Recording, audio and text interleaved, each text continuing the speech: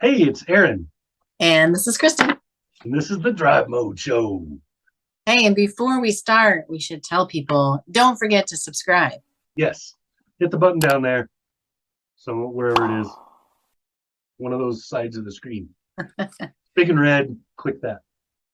So, uh, we're going to talk about pickup trucks today. Sweet.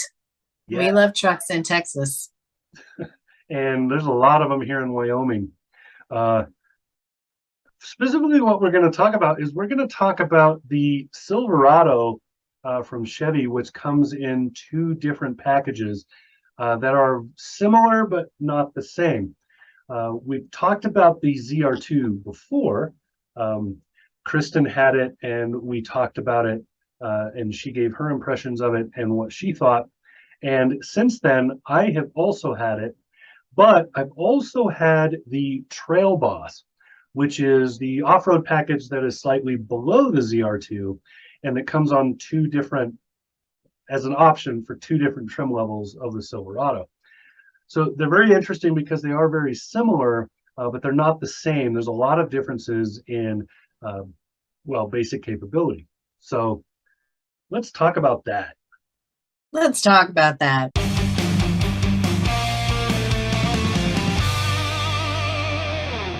I mean, you can start with the price if you want, because the price is significantly different between the Trail Boss and the ZR2. So the price difference depends on which version of the Trailboss you get. If you get the custom Trailboss, which is the base model, more or less, the base model of the Silverado is the WT, the work truck, which has very, very few options. For most consumers, the base model is actually the custom because that gives you access to all of the engines and all of the most of the accessory options for the truck. So you can kind of custom it, right? Right. And then And there's after that, three engine options, right? there's four, I think, Four. because I Okay, I'm believe looking. there's a six cylinder, there are two different eight cylinders, and there is a diesel. So correct me if I'm wrong on the six cylinder. That's the one I'm not sure about. I don't see a six-cylinder here. I'm Oh, referring okay. to Possibly Car dropped it. Buzz. Maybe so. So if you get the custom Trail Boss, you can get that at a with with a reasonable number of amenities. You can buy that for about $52,000 to $54,000, and that's a pretty good setup. For the Trail Boss add-on is $4,000, and for that, you're getting the Z71 off-road package, which is the change out of the springs, the better shocks, the 17-inch wheels with the all-terrain tires. They're usually Goodyears, but there's a couple of other brands that, depending on where you live. And those tires are very good, like multi-purpose. So they're good, like all-weather, all-terrain, standard use tires. You get a full-size spare, and you also get some added skid plates, a couple other things on the truck. The truck lifts a little bit with the package. You get roughly an inch, little over an inch of lift out of that package. The other option is the LT Trail Boss. That's the LT model, which is about the middle of the model lineup, and the Trail Boss, which is $4,000 on top of that. You get that as I drove it with a handful of add-ons, about $2,000 in extras, plus about not quite $3,000. I think it was about $2,700 or $2,800 for the diesel engine option. And with all of that, I was at about $62,000 driving that truck. To get into the ZR2, you will start somewhere at about 65. You'll probably end up spending about 70 to get that. 70, yeah, 70 or more. So that's your price difference. It's a pretty big gap. But mechanical differences are there. With the ZR2, you have all of the Z71 off-road stuff, plus bigger skid plates, better positioned skid plates. You have bumper modifications to give you more approach angle, a little bit more departure angle. They move the exhaust slightly so that your exhaust pipe is coming, no matter what engine you have, is coming through the bumper. That is a Z71 package. So you'll also see that on the Trailboss options, including with the diesel, which is a big deal. Because when I drove the Colorado ZR2, they did not do that. And the diesel pipe added 4 inches to the, is 4 inches of loss in clearance at the rear end because this huge pipe is coming out underneath the bumper. Terrible placement. Since then, I believe they have fixed that. So, but Well, yeah, and you said you really liked the diesel that you drove, and tell me a little bit about the fuel economy. We talked about that earlier, and the fuel economy in the diesel is so much better than it is with the gas engine. Yeah, it is surprisingly good. Most of the full-size trucks in the half-ton arena that have a diesel engine, it's usually 3 liters. You have that diesel engine in, as far as I know, all 3 of the Detroit brands. Toyota does not have one, and Nissan has dropped their diesel. So it's only those 3. It's, Ram, Chevy, and GM, and so on, and Ford that have a diesel option. The diesel is always, in terms of MPG, the most efficient. In this case, though, I was easily hitting 30 miles a gallon on the freeway in this truck, and I wasn't even trying, and that's with the knobby tires and everything else. So that was really, really surprising and very, very awesome. And I think I would attribute a large portion of that to not only the diesel engine tuning, but the 10-speed transmission, because the transmission mitigates almost all the negatives of diesel.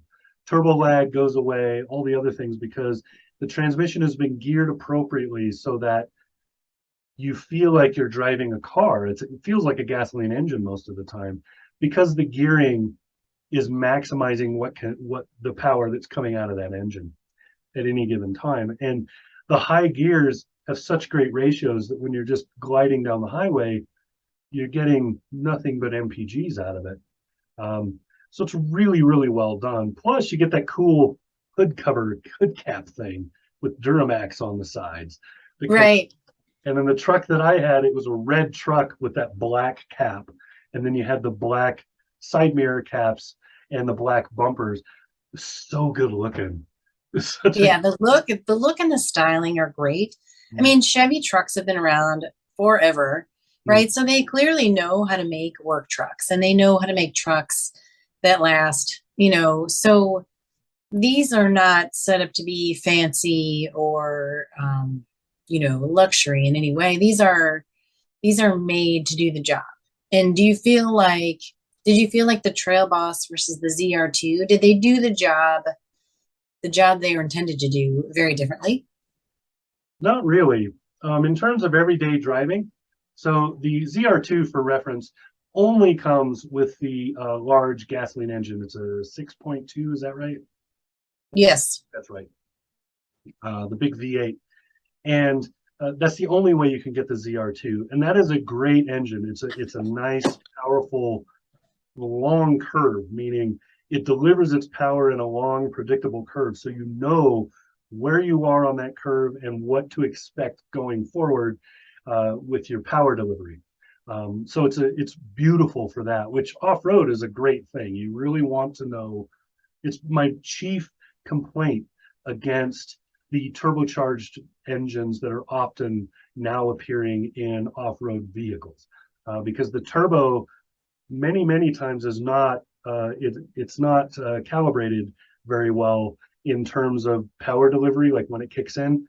So it just hits that RPM point and just suddenly happens, and you get that burst. And every single time you get that burst, you lose traction. Right. So you really have to have something that's sort of slowing that down a little bit. And the better tunings that I've seen, usually what they do is they just add more exhaust to the burn, and that lowers the amount of power output for a moment. So they use the wastegate to make that happen. But you can, there's other ways to do it. You can do it with gearing. You can do it with multi-stage in the turbo itself, all kinds of things. So with Chevy, what they've done with their 3-liter is really figure out the sweet point with gearing and the turbo to make that diesel very, very smooth, which I think is why it gets such good fuel economy. Talk to me a little bit about the inside and compare the inside of the Trailboss and the ZR2. I think they're probably pretty similar, but also, you know, how does that compare in the segment? So both the Trailboss and the ZR2 are, well, the LT Trailboss and the ZR2 are based on the LT. So they have pretty much the same interior to start with. The ZR2 has more, I would say, off-road gear looking stuff in it. A couple of the knobs are a little bit bigger. Some of the displays, there's more stuff to look at when you want to look through those displays that don't come with the Trailboss. So you have the standard stuff that comes in all Silverado models, which includes the pitch and yaw and so on. So if you get 4x4, you get that screen and a couple of others like the tire pressure, where you can lower the tire pressure in and put it. You can have it in 4-wheel drive, lower the tire pressure, and it won't set off all the alarms. That sort of little things like that. But the ZR2 has more of that stuff. And it has overall kind of a nicer look to the interior because it is more kind of off-road aggressive, right? So it has a little more piping, a little more whatever it is, More texture stuff. Yeah. But the Trailboss is, both of them are extremely comfortable, very well laid out, easy to understand. I love the modular center console where you can just pull things out, move them, whatever, and make space or drink holders as you need it. Probably the only interior I've been in that's better for that is a Nissan Titan because it's literally modular, like you can literally just pull chunks out of. But very, very well thought out interior, really, really smartly done. And the back seats are great. I have kids, they're going to ride back there. Great back seats. And then in both models, there's things like heated seating, heated rear seating. The ZR2 has cooled seating. The Trailboss does not, but it is an option in the Trailboss. So I would say for almost everything but style and design, they're pretty much on par. They're equals. But with style, you get a little more with that ZR2. Well, let's wrap it up with this then. If somebody's trying to decide what they need, do they need the Trailboss, the ZR2, and let's just pretend that, you know, price is not a factor because we know that the ZR2 is going to cost more. So how does someone know which one to buy? I would say it all comes down to what do you want it to look like, and what are you actually going to be doing off-road? 99% of people going off-road, all they really need is some sort of 4-wheel drive and between 6 and 10 inches of ground clearance. 6 inches at the minimum, so that puts you in most crossovers right there. And then you get to about 8 inches, you're looking at like Subaru, and then you get up towards 10 or so, and you're talking about probably a full-sized SUV or truck. And other than that, most people when they off-road are actually just dirt roading. So you're on a rough dirt road. You're not actually off all roads. True. And then the majority of people who are off-roading are probably doing things like bouncing through a farm or ranch, empty fields, or they're going on that last leg up a stream bed or something to get to, say, the lake or the hunting spot or whatever. And almost everything with 4x4 can do that stuff. So you don't need all that extra special equipment. But it's also, to flip that, it's nice to have it. So when you do need to pull yourself out, you do kind of, having a winch is a good idea. But most of the time, 99% of people really don't need all the extras. So the extras that you're getting with the ZR2 really don't add that much capability. They had a slight extra on the clearances on either side of the bumpers. It adds more skid plate on the bottom. The center skid plate is much larger on the ZR2. But otherwise, really, the only other major addition that you can't get with the Trailboss is a locking front differential. And the amount of times that you're going to need that are so tiny and minimal that by the time you realize that you need the front differential to also lock, you probably also realize that you really shouldn't be where you're at. Huge mistakes. Well, both trucks have a locking rear. That will get you out of just about everything you will probably get into if you at least had some sort of forethought going into it to start with. So I would say that for my money and for the style differences, and because you can get the diesel engine, I would buy a Trailboss because the diesel is beautiful. The look is really good if you get the right color combinations. Just a really good looking truck. The ZR2 is really cool, but I just don't see that it has the stuff that would make me justify buying it.